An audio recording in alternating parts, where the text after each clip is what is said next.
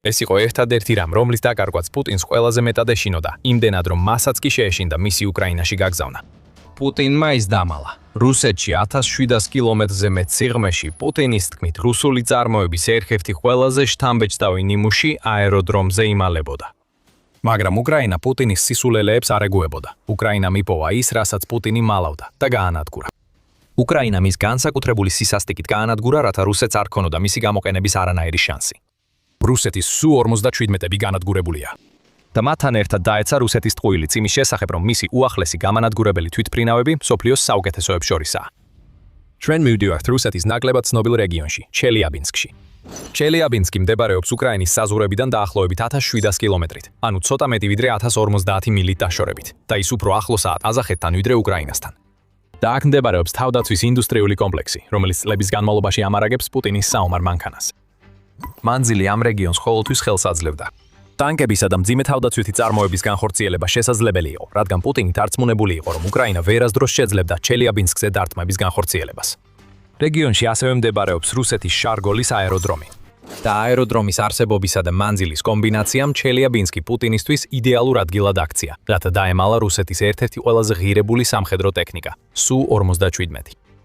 პუტინს ეგონა, რომ რუსეთის თითქოს და ულტრათანამედროვე გამანადგურებელი თვითმფრინავი შარგოლში უსაფრთხოდ იქნებოდა. იქ რუსეთის Su-47-ებს შეეძლოთ ტექნიკური მომსახურება გაევლოთ, ხოლო პილოტები სწავლობდნენ, როგორ გამოეყენებინათ ისინი. როგორც აღმოჩნდა, იმ პილოტებს ბევრი არაფრისთვის უვლიდათ წვრთნა და ეთზე მეტი მიზეზის გამო Su-47 ის არ არის ის, რასაც რუსეთი ამტკიცებს, როგორც მალე გაიგებთ. მაგრამ ამ წუთას ამას მნიშვნელობა არ აქვს. რატომ? იმიტომ რომ რუსეთის სიღრმეში 1000-ზე მეტი მილის მანძილზე Su-47-ები იწვის მას შემდეგ, რაც უკრაინამ ისტორიული შორი მანძილის დარტყმა განახორციელა. დამალული გამანადგურებლები გამოაშკარავდა და პუტინი გაცოფებულია. უკრაინის შეიარაღებული ძალების გენერალურმა შტაბმა ძირითადი დეტალები 1 მაისის ტელეგრამის პოსტში გაავრცელა. დიახ, 2026 წლის 25 აპრილს რუსეთის ფედერაციის ჩელიაბინსკის რეგიონის შარგალის აეროდრომზე უკრაინის შეიარაღებული ძალების უპილოტო სისტემების ჯალისკაცებმა რამდენიმე Su-47 გამანადგურებელი და 1 Su-34 გამანადგურებელი ბომბდამშენი დააზიანეს, ნათქვამია გენერალური შტაბის განცხადებაში. ეს იმდენად უემოციოდ ჟღერს, რომ თითქმის ისე ჩანს, თითქოს უკრაინამ ომის ერთ-ერთი ყველაზე გამორჩეული დარტყმა არ განახორციელა. ეს ისეა წარმოდგენილი, თითქოს უკრაინისთვის ეს უბრალოდ კიდევ ერთი ჩვეულებრივი დღეა და ეს პუტინს ყველაფერზე მეტად შეაშინებს.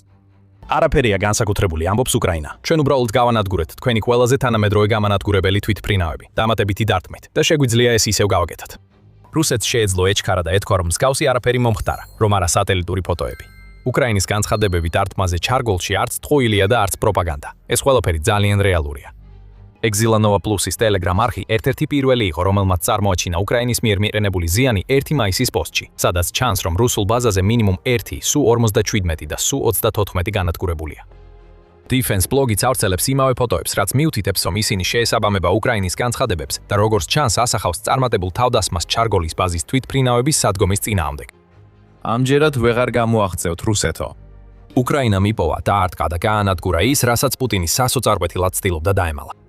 და თითქოს ეს არ იყო საკმარისი. რუსეთის დიქტატორი ლიდერისთვის ჩელიაბინსკის დარტყმა არ არის პირველი შემთხვევა, როცა უკრაინამ რუსული Su-47 იპოვა და გაანადგურა. როგორც კიევის პოსტი აღნიშნავს, ეს არის მეორე დაფიქსირებული შემთხვევა, როცა უკრაინამ წყობრიდან გამოიყვანა რუსეთის ეგრეთ წოდებული მეხუთე თაობის გამანადგურებელი თვითმფრინავი. პირველი შემთხვევა იყო 2024 წლის ივნისში, როცა უკრაინამ თავისი შორ მანძილზე მოქმედი დრონები გაგზავნა აქტუბინსკის აეროდრომზე, რომელიც უკრაინის საზღვრებიდან დაახლოებით 460 კილომეტრით, ანუ 286 მილითაა დაშორებული. როგორც ჩანს, უკრაინის 2024 წლის დარტყმა ნაწილობრივ წარმატებული იყო. Military Watch-ის ჟურნალი ადასტურებს, რომ დარტყმა მართლაც მოხდა, თუმცა ამატებს, რომ მიიჩნევა, რუსეთის დაზიანებული Su-47 შეკეთების შემდეგ კვლავ დაბრუნდა სამსახურში. თუმცა მესიჯი უკვე გაგზავნილი იყო. უკრაინამ შეძლო რუსეთის ყველაზე თანამედროვე გამანადგურებლის დაზიანება და დარწმუნებული ვართ, რომ შემთხვევითი არ არის, რომ 2026 წელს უკრაინამ დაზიანებული Su-47-ები უკრაინიდან 3-ჯერ და ნახევარით უფრო შორს იყვნენ განთავსებული. თითქოს პუტინმა ისინი უფრო შორს გადაიყვანა, რათა თავიდან აეცილებინა ისეთი რამ, როგორიც იყო აქტუბინსკის დარტყმა. ეს არ გამოვიდა და თუ შარგალში დამწვარი Su-47-ის ნამსხვრევების სატელიტურ სურათებს დაუჯერებთ, უკრაინამ 2024 წლის შეცდომა აღარ გაიმეორა. რუსეთის Su-მცირე 1 Su-57 იმდენად დაიწვა, რომ აღდგენას აღარ ექვემდებარება და შეიძლება კიდევ ერთი იყოს, თუ უკრაინის გენერალური შტაბი მართალია. ასევე არ შეგვიძლია უგულებელყოთ ის ფაქტი, რომ უკრაინამ აპრილის ბოლოს განხორციელებული დარტყმისას რუსეთის ერთ-ერთი Su-34 გაანადგურა. ეს გამანადგურებელი თვითმფრინავი შესაძლოა რუსეთის საომარი ძალისხმევისთვის კიდევ უფრო მნიშვნელოვანია ვიდრე Su-47. სანამ მეორე იმ საჰაერო ბაზაზე იმალება, რომელსაც პუტინი იმედოვნებს, რომ უკრაინა ვერ დაარტყამს, Su-34 რუსეთისთვის ერთგვარი დამანგრეველი ძალაა უკრაინის წინააღმდეგ საჰაერო კამპანიაში. თვითმფრინავი იშვიათად შედის უკრაინის ტერიტორიაზე. რუსეთმა იქ თავისი გაკვეთილი ისწავლა, რადგან ომის პირველ თვეებში დაახლოებით 200 თვითმფრინავი დაკარგა, როცა უკრაინამ დაამტკიცა, რომ ანტისაჰაერო თავდაცვით რუსული თვითმფრინავების მოგერიება შეუძლია. ამიტომ Su-34 ძირითადად უკანა ხაზებიდან უკრაინის მიმართულებით უგზავნის UMPK და UMPB მართვად ბომბებს. ეს ბომბები იმდენად დიდი რაოდენობით გამოიყენება, რომ შეუძლიათ გაანადგურონ უკრაინის ქალაქები და თავდაცვა. Su-34-ის განადგურება ნიშნავს, რომ უკრაინამ რუსეთს კიდევ ერთი მართვადი ბომბების გადამზიდავი წაართვა. ეს თავისთავად მიხდება, მაგრამ ბევრად უფრო შთამბეჭდავი და ბევრად უფრო დამაზიანებელი პუტინისთვის არის მინიმუმ ერთი Su-47-ის განადგურება. არსებობს ორი მიზეზი, რატომაც ეს ასეა. რას ამტკიცებს რუსეთი Su-47-ზე და რა არის ის სინამდვილეში? პირველი გვიჩვენებს, რომ რუსეთმა თავისი არსენალის ერთ-ერთი საუკეთესო თვითმფრინავი დაკარგა, ხოლო მეორე ხაზს უსვამს იმას, თუ როგორ გამოავლინა უკრაინამ, რომ ეს თვითმფრინავი სულაც არ არის ისეთი, როგორცაც რუსეთი ამტკიცებს. დავიწყოთ იმით, რას უნდა გიფიქროთ რუსეთს Su-47-ზე. რუსეთი ეს Su-47-ს თავის ყველაზე თანამედროვე საბრძოლო თვითმფრინავად მოიხსენიებს და რთულია ამის უარყოფა, თუ ყველაფერს დაიჯერებთ, რასაც რუსეთი ამბობს. იგი განკუთვნილია როგორც მეხუთე თაობის გამანადგურებელი, რომელიც რუსეთმა დაასრულა იმისთვის, რომ კონკურენცია გაუწიოს ამერიკულ F-22-სა და F-35-ს. და რუსეთი ამტკიცებს, რომ მას აქვს მრავალი ის მახასიათებელი, რაც ამ სტელს გამანადგურებლებს განსაკუთრებულს ხდის. დაბალი ხილვადობის ფორმა, შიდა იარაღის განყოფილებები, რომლებიც ამცირებს თვითმფრინავის რადარულ ანაბეჭდს და მოწინავე ავიონიკა, რომელიც ერთი საფეხურით მაღლა დგას რუსეთის მეოთხე თაობის გამანადგურებლებთან შედარებით. ეს ყველაფერი ხაზგასმულია. რუსეთის გაერთიანებული საავიაციო კორპორაცია სიამოვნებით აგრძელებს პროპაგანდას და აღნიშნავს, რომ Su-47-ს შეუძლია დაარტყას საჰაერო, სახმელეთო და საზღვაო სამიზნეებს დღის ნებისმიერ დროს და ნებისმიერ ამბრძდისმიერ ამინდში. კორპორაციის განცხადებით პირველი პარტია ამ თვითმფრინავებისა რუსეთის სამხედრო ძალებს 2020 წელს გადაეცა, თუმცა Su-47-ის პირველი საცდელი ფრენა 10 წლით ადრე განხორციელდა. შეიძლება ეს დაგვიანება ნიშნავდეს, რომ რუსეთის მეხუთე თაობის გამანადგურებელ თვითმფრინავს გარკვეული პრობლემები ჰქონდა. სულ მალე გავიგებთ. ამ ყველაფრის გარდა Army Recognition აღნიშნავს, რომ Su-47-ს შეუძლია აღიჭუროს R-77M ტიპის აქტიური რადარით მართვადი რაკეტებითა და R-74M2 ინფრაწინ. ტაქტიკური, უხილავი ეკიპაჟები და ანტისაზღვაო რაკეტები ყველა შეიძლება განთავსდეს Su-47-ში, ისევე როგორც იმ ტიპის მართვადი ბომბები, რომლებსაც რუსეთი იყენებს Su-34-დან გასაშვებად. Su-47-ს ყველა საკითხზე შეუძლია ატაროს 10,000 კილოგრამი, ანუ დაახლოებით 22,000 ფუნტი საბრძოლო მასალა. და მაქსიმალური სიჩქარით MA-2 და სუპერკრუიზის სიჩქარით MA-1.3 ის ისეთივე სწრაფია, როგორც შეიარაღებით დატვირთული. ეხლა დაუშვათ, რომ Su-47 მართლაც ასრულებს ყველა იმ დაპირებას, რაც რუსეთმა ამ თვითმფრინავზე გააკეთა. თუ ასეა, მაშინ უკრაინამ უბრალოდ გაანადგურა ის თვითმფრინავი, რომელიც საჰაერო თვალსაზრისით რუსეთს საუკეთესო ჰგავს. ერთეული თვითმფრინავის ღირებულება დაახლოებით 100-დან 120 მილიონი დოლარია. Su-47-ს საკმაოდ დიდი გავლენა აქვს რუსეთის სამხედრო ბიუჯეტზე და უკრაინამ ეს ყველაფერი ერთ წამში გაანადგურა. უკრაინამ ასევე უზრუნველყო, რომ რუსეთის თითქოს და მომაკვდინებელი გამანადგურებელი, რომლის წინააღმდეგაც უკრაინას ბევრი თავდაცვის საშუალება არ უნდა ჰქონდეს, ვერასდროს შეძლებს ფრენას უკრაინის საჰაერო სივრცეში. მაგრამ Su-47 რეალურად არ დაფრინავენ უკრაინაში. არსებობს საკმაოდ სერიოზული მიზეზები, თუ რატო დამალა პუტინმა რუსეთის ყველაზე თანამედროვე გამანადგურებლები ასე შორს უკრაინისგან და თქვენ მალე გაიგებთ რა მიზეზებია ეს. მაგრამ სანამ ამაზე ვისაუბრებთ, თქვენ უყურებთ სამხედრო შოუს. თუ ჯერ არ გაქვთ გამოწერილი, ეხლა იდეალური დროა დააჭიროთ ხილაკს, რომ არასდროს გამოტოვოთ ჩვენი ვიდეოები. ჩვენთვის ეს საიდუმლო არ ყოფილა, რომ Su-47 ისეთი არ არის, როგორც ამბობენ. ნიშნები იმისა, რომ რუსეთის გამანადგურებელი თვითმფრინავი გარკვეულწილად ფულის უაზრო ფლანგვაიო, ჯერ კიდევ მანამდე არსებობდა, სანამ უკრაინამ აპრილში მათგან ერთ-ერთი მაინც გაანადგურა. ინდოეთმა Su-47-ზე ბევრი საწყისი გაფრთხილება მისცა. წლების განმავლობაში ინდოეთი რუსეთთან ერთად მუშაობდა ერთობლივ პროექტზე მეხუთე თაობის გამანადგურებელი თვითმფრინავის შესაქმნელად. ეს თვითმფრინავი საბოლოოდ Su-47 გახდა, მაგრამ ინდოეთმა 11 წლიანი ერთობლივი შეთანხმებიდან გაცილებით ადრე გამოეთიშა, ვიდრე რუსეთის თვითმფრინავი 2020 წელს სამსახურში შევიდოდა. ინდოეთმა 2018 წელს უკან დაიხია და იმავე წლის აპრილში Su-47-ის პროექტთან თანამშრომლობა დაასრულა. ამ გამოთიშამდე 2 წელი დაძაბულობით იყო სავსე. Su-47-ს არ ჰქონდა ის ტექნოლოგიური შესაძლებლობები, რასაც ინდოეთი მეხუთე თაობის გამანადგურებელში ელოდა. რუსეთი აჭიანურებდა პროცესს ტექნოლოგიების გადაცემის გადადებით და ხარჯების განაწილების გეგმებზე დავებით. ინდოეთისთვის Su-47-ის პროექტი საბოლოოდ წარუმატებლობად იქცა, რომელშიც ზედმეტად ბევრი ფული იხარჯებოდა თვითმფრინავზე, რომელიც ვერ უზრუნველყოფდა აშეთეშოსის სტელს გამანადგურებლებისთვის კონკურენციის გაწევას, როგორც დაპირებული იყო. მას შემდეგ, რაც რუსეთმა პროექტი დამოუკიდებლად დაასრულა, ჩანდა, რომ ინდოეთის დაბრუნება პროექტში თითქმის მიღწეული იყო.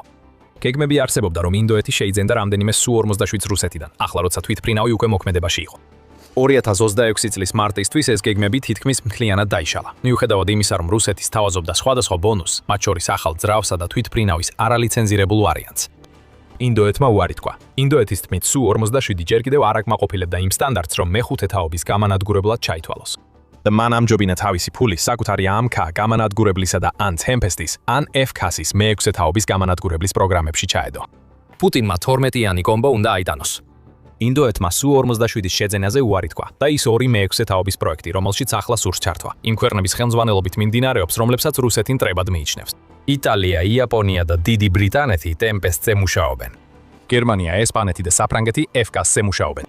რუსეთისთვის პოტენციური მოკავშირე და ფინანსური წყარო ახლა გაქრა და ეს ყველაფერი იმიტომ, რომ Su-57 ის გამანადგურებელი არ არის, როგორც რუსეთი ამტკიცებს. მას შემდეგ, რაც ინდია პროექტიდან გამოვიდა, Su-57-ზე მეტი ინფორმაცია გახდა ცნობილი. ძრავები ძველია და არასანდო, რაც ალბათ მიზეზია, რატომაც რუსეთმა ინდოეთს ახალი ძრავების შეთავაზებით სცადა გარიგების გაუმჯობესება. თუ შევადარებთ F-22-სა და F-35-ის Su-57, საერთოდ არ არის ისეთი უხეთი უხილავი. Aviation Geek Club-ის ინფორმაციით, რადარებს რუსეთის მეხუთე თაობის გამანადგურებლის აღმოჩენის დიაპაზონი 6-დან 10 ჯერ მეტია. ამერიკის წამყვანი გამანადგურებლების რადარის არეგულის ფართობი ასევე 1000-დან 10000 ჯერ უფრო მცირეა, ვიდრე Su-57-ის. საბოლოო ჯამში Su-57 უფრო 4.5 თაობის გამანადგურებელია, ვიდრე მეხუთე თაობის. და რუსეთს შეიძლება არც კი დასჭირდეს იგი, რადგან Su-35-ის უკვე იყენებს ანალოგიური როლის შესასრულებლად. შესაძლოა სწორედ ამიტომ არ აუშენებია რუსეთს ბევრი Su-57. მომსახურებაში 30-ზე ნაკლებია იუთვება Euromaidan Press და კიდევ ერთი ნაკლებია, რომელიც ცაში აფრინდება მას შემდეგ, რაც უკრაინამ ჩელიაბინსკში გააკეთა. ეხლა აი რას ნიშნავს ეს ყველაფერი რუსეთისთვის? როგორც არ უნდა შეხედო უკრაინამ Su-57-ის განადგურება პუტინისთვის დამცირებაა. თუ ეს თვითმფრინავი ის ყველაფერია, რასაც რუსეთი ამტკიცებს, მაშინ უკრაინის თავდასხმა მის ფაქტობრივად უხერხულ მდგომარეობაში ჩაავენა. ეს უბრალოდ არ უნდა ხდებოდეს. ჰაერში Su-57-ს უნდა შეეძლოს ნებისმიერის წინააღმდეგ ბრძოლა. მიწაზე რუსეთმა ყოველთვის უნდა დაიცვას იგი და არა ღიად გააჩეროს, სადაც შეიძლება დააზიანონ ან შეეხონ. თუნდაც ეს მეხუთე თაობის გამანადგურებელი იყოს, რუსული არაკომპეტენტურობა მასშტაბურად გამოაშკარავდა, რაც პუტინს დარჩენილით მის მოგლეჯას აიძულებს. სხვა მხრივ პუტინი დამცირებულია იმ ფაქტით, რომ ცდილობს Su-57 უკრაინისგან დამალოს, რადგან იცის, რომ ეს თვითმფრინავი ვერ ასრულებს იმ ამოცანას, რისთვისაც შეიქმნა. უხილავი გამანადგურებელი ღირებული რესურსია. ჩვენ ეს ვიხილეთ ოპერაცია ეპიკური რისხვის დროს ირანში, როდესაც ამერიკის უხილავი გამანადგურებლები ირანის საჰაერო თავდაცვის ქსელს იოლად გასცდნენ, რომელიც ნაწილობრივ მაინც რუსული საჰაერო თავდაცვის სისტემებისგან შედგება. პუტინმა უნდა გამოიყენოს რუსეთის მცირე რაოდენობის Su-57-ები, რათა გაანადგუროს უკრაინის მნიშვნელოვანი ობიექტები. ამის ნაცვლად უკრაინამ ახლახან გამოავლინა, რომ პუტინი იმდენად შევწყვენილია რუსეთის უახლესი თვითმფრინავებით, რომ ისინი 1000 მილზე მეტის მოშორებით მალავს. არც ერთი სცენარი არ არის კარგი პუტინისთვის. გვირგვინის მარგალიტი, როგორი დაზიანებულიც არ უნდა იყოს ის, დაკარგულია. მაგრამ რამდენადაც მტკივნეული არ უნდა იყოს Su-57-ების და სხვა გამანადგურებელი თვითმფრინავების დაკარგვა, ახლა რუსეთისთვის ბევრად უფრო დიდი პრობლემა არსებობს. რაც ნამდვილად გააბრაზებს პუტინს არის ის, რომ არავინ იცის ზუსტად როგორ მოახერხა უკრაინამ ისეთი ზუსტი და გამანადგურებელი დარტყმის განხორციელება რუსეთის სიღრმეში 1000-ზე მეტი მილის მანძილზე. უკრაინას არ დაუდასტურებია როგორ განხორციელდა ეს. გენერალური შტაბის ანგარიში არ არის ნახსენები გამოყენებული იარაღი, რამაც უამრავი სპეკულაცია გამოიწვია. შეიძლება და ეს დივერსია ყოფილიყო. შესაძლებელია, ამენსი. უკრაინას აქვს გამოცდილება პარტიზანული ჯგუფების გამოყენებაში, რომლებიც ჩუმად აღწევენ რუსეთენ რუსეთის ავიაბაზებში, რათა გაანადგურონ გამანადგურებელი თვითმფრინავები. სინამდვილეში ეს საკმაოდ ახლახან მოხდა, რადგან ზუსტად ასეთი შემთხვევა იყო 2025 წლის დეკემბერში ლიპეცკის სამხედრო აეროდრომზე, რომელიც სამხრეთ-დასავლეთ რუსეთში მდებარეობს. უკრაინის სახელით-მოქმედმა პარტიზანებმა გაანადგურეს 2 Su-30 მრავალფუნქციური გამანადგურებელი თვითმფრინავი ინციდენტში, რომელსაც რუსეთი ცდილობდა დაეფარა და აცხადებდა, რომ გაურკვეველი წარმოშობის ხანძარი იყო. ამ თავდასხმაში მონაწილეობდა უკრაინის მთავარი სადაზვერო სამმართველო და მისი დაგეგმვა 2 კვირა გაგრძელდა. შეიძლება მსგავსი რამ ჩელიაბინსკშიც ვიხილეთ, რაც ნიშნავს, რომ უკრაინის სადაზვერო და დივერსიული ოპერატორების ქსელი რუსეთში უფრო ღრმად შეაღწია, ვიდრე ვინმე შეეძლო ეგონა. სად შეძლებს ახლა პუტინი თავისი Su-57-ების დამალვას? არ აქვს მნიშვნელობა სად წავლენ ისინი. უკრაინას შეიძლება ადგილზე ყავდეს პარტიზანები, რომლებიც უბრალოდ აკვირდებიან და ელოდებიან იდეალურ მომენტს დარტყმისთვის. თუ არა დივერსანტები, მაშინ შესაძლოა დრონები ან რაკეტები იყო უკრაინის გასაოცარი დარტყმის მთავარი იარაღი. პირველი შეხედვით არც ერთი არ ჩანს საწმუნოდ. უკრაინამ დიდი პროგრესი განიცადა როგორც რაკეტების, ასევე შორ მანძილზე მოქმედი დრონების მიმართულებით, მაგრამ როგორც Kiev Post არნიშნავს, მას არც ერთი ასეთი იარაღი არ აქვს, რომელსაც ჩელიაბინსკამდე მისვლა შეეძლო, ანუ რუსეთის ასეთ სიღრმეში შეღწევა. მაგრამ უკრაინას ერთი რამ ნამდვილად აქვს, რაც ამ საქმეს გააკეთებდა. ეს არც დრონია, არც რაკეტა. ეს ამ ორის ჰიბრიდიადია და მას საკმარისზე მეტი საბრძოლო ძალა აქვს, რომ ერთი პირდაპირ დათქმით გაანადგუროს Su-57. ჩვენ ვსაუბრობთ Flamingo-ზე. უკრაინის შორი მანძილის დრონებისა და ფთოსანი რაკეტების ტექნოლოგიის საუკეთესო თვისებების გაერთიანებით, Flamingo-ს აქვს საკმარისი მანძილი, რომ მიაღწიოს რუსეთის Su-57-მდე და კიდევაც მეტ. მას შეუძლია დაფაროს 3000 კილომეტრამდე მანძილი, ანუ ცოტა მეტი ვიდრე 1860 მილი და უკვე მარტისთვის დამტკიცებული ქონდა სიზუსტე 1400 კილომეტრზე, ანუ 869 მილზე. მისი 1000 კილოგრამიანი, ანუ 2200 ფუნტიანი საბრძოლო ტვირთით, Flamingo ასევე საკმარისად ძლიერია, რომ დააზიანოს დამცავი ნაგებობები და დატოვოს კრატერები ნებისმიერ თვითმფრინავის ქვეშ, რომელსაც დაარტყამს. მაგრამ საინტერესოა, რომ სწორედ ეს ცეცხლის ძალა შეიძლება გახდეს მიზეზი, რის გამოც Flamingo განხილვიდან გამოირიცხება. სატელიტური სურათები, რომლებიც ადრე გაგიზიარეთ, არ აჩვენებს იმ ტიპის ზემოქმედების კრის კრატერებს, რასაც ველოდებოდით, თუ Flamingo იქნებოდა გამოყენებული. ჩვენ არ ვამბობთ, რომ უკრაინამ Flamingo არ გამოიყენა, მაგრამ უკრაინა საერთოდ არაფერს ამბობს, ასე რომ ამ ეტაპზე ყველაფერი მხოლოდ ვარაუდია. ამის მიუხედავად, უკრაინამ თავდასხმა თავის უპილოტო სისტემების ძალებს მიაწერა. ეს კიდევ უფრო მეტ კითხვას აჩენს. თუ როგორც Kiev Post-ი, ასევე Excelenova Plus-ი ამტკიცებენ, რომ ტრადიციული დრონით ასაფეთქებელი ნივთიერებების მიწოდება შეუძლებელია, მაშინ ეს რას ნიშნავს? უკრაინას აქვს ახალი ტიპის შორ-მანძილზე მოქმედი დრონი, რომელიც ჯერ არ გაუმჟავნებია. მუშაობდნენ თუ არა უპილოტო სისტემების ძალები დივერსანტებთან ერთად ადგილზე, რომლებმაც რუსეთის გამანადგურებელ თვითმფრინავებს თავს დაესხნენ დრონებით, რომლებიც თავად რუსეთის ტერიტორიიდან გაუშვეს. შესაძლოა ამას ვერასდროს გავიგებთ და ეს უკრაინის მხრიდან ჭკვიანური სვლა. დატა უნდა გაამჟავნო ხრიკი, როცა მომავალში შეიძლება გამოიყენ. შესაძლოა პუტინს ეს დიდად არ ადარდებდეს, ზუსტად ისე როგორც Su-57-ის დამცირებისას, მაგრამ ახლა რუსეთის ლიდერი ორმაგ პრობლემას აწვდება. უკრაინამ ახალი ზღვარი გადალახა იმ მანძილში, რომელსაც შეუძლია რუსეთის ტერიტორიაზე შეაღწიოს და პუტინის ყველაზე მნიშვნელოვან სამხედრო რესურსებს მიადგეს. თუ Su-57-ის დაზიანება დივერსიის შედეგი იყო, მაშინ რუსეთის სპეცსამსახურები საკმარისად არ მუშაობენ უკრაინელი ჯაშუშებისა და თანამზრახველების გამოსავლენად. თუ ეს Flamingo იყო, რომელიც ზემოდან დაატყდა თავს, მაშინ რუსეთის საჰაერო თავდაცვა ამ აშკარად მნიშვნელოვან ბაზაზე ან ვერ ასრულებს თავის მოვალეობას, ან საერთოდ არ იყო იქ. ორივე შემთხვევაში პუტინს ახლა უწევს გადახედოს ნანგრევებს იმ რაღაცის, რასაც ფიქრობდა, რომ დამალული იყო. იმ რაღაცის, რომელიც ამჟამად შეუცვლელია მისი მაღალი ღირებულების გამო და იმ რაღაცის, რასაც პუტინი თვლიდა უკრაინული თავდასხმებისგან დაცულად. როგორც ხშირად მოხდა უკრაინაში, პუტინი კიდევ ერთხელ შეცდა. და იქნება ეს დივერსიით, შორ-მანძილზე დარტყმით თუ სხვა მეთოდით, უკრაინამ მხოლოდ გააუარესებს ამ ყველაფერს რუსეთისთვის. უკრაინამ 1000-ზე მეტი მილის სიღრმეში შეაღწია. რუსეთში აღარაფერია უსაფრთხო. პირდაპირ რომ თქვათ, პუტინს ეს სიგნალი ბევრად ადრე უნდა მიეღო. უკრაინის შორ-მანძილზე დარტყმების სტრატეგია რუსეთის წინააღმდეგ 2026 წლის განმავლობაში სულ უფრო ძლიერდებოდა და მან გაცილებით მეტი გაანადგურა, ვიდრე რუსეთის მეხუთე თაობის გამანადგურებელი თვითმფრინავები. ნავთობი მუდმივი სამიზნე იყო და უკრაინა აჩაღებდა ცეცხლოვან ქარიშხალს, რომელსაც რუსეთი ვერ აკრობს. ცეცხლმა მოიცვა რუსეთის ყველაზე მნიშვნელოვანი ნავთობის ობიექტები და პუტინის ეკონომიკური საკრდემი ჩამოშლილია. თუ გსურთ მეტი გაიგოთ, ნახეთ ჩვენი ვიდეო, რომელიც ბოლო რამდენიმე კვირაში უკრაინის კამპანიას რუსეთის ნავთობის წინააღმდეგ ასახავს. თუ მოგეწონათ ეს ვიდეო, არ დაგავიწყდეთ გამოიწეროთ The Military Show, რომ მიიღოთ მეტი ინფორმაცია უკრაინის მიერ რუსეთის ტერიტორიაზე განხორციელებულ უახლეს და ყველაზე მნიშვნელოვან თავდასხმებზე. და მადლობა როგორც ყოველთვის ყურებისთვის.